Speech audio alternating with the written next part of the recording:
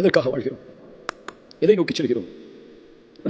உலகத்தில் முஸ்லிம் சமூகம் படுகின்ற கஷ்டங்கள், இன்னல்கள், துன்பங்கள் இதையெல்லாம் அறிந்தும் என் வாழ்க்கை சினிமா தியேட்டர்களில், என் காதுகளில் இசை கலாச்சாரங்கள், என் உள்ளத்தின் நேசர்கள் செல்வத்திற்காக காசுக்காக தன் உடலையும் விற்கக்கூடிய நடிகைகள்.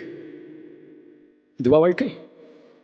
இதையா சம்பாதிப்பதற்காகவா இறைவன் நம்மை படைத்தான், இந்த வாழ்க்கையை கொடுத்தான்?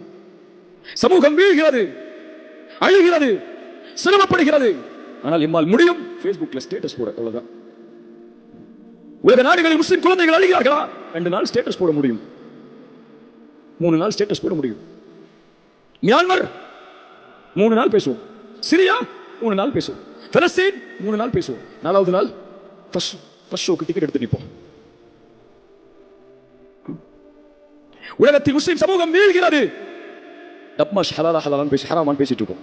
ரசூலுல்லாஹி ஸல்லல்லாஹு அலைஹி வஸல்லம் சொன்னார்கள், இஸ்லாம் ஒன்றுமே இல்லாமல் தோன்றியது, அதுபோல் இஸ்லாம் ஒன்றுமே இல்லாமல் வீழும். எந்த நிலைமையில் ஆரம்பமானதோ அதே நிலைமைக்கு இஸ்லாம் மீண்டும் திரும்பும். அது போன்று ஒன்றுமே இல்லாமல் வீழக்கூடிய நேரத்தில் ஒரு சமூகம் உருவாகும்.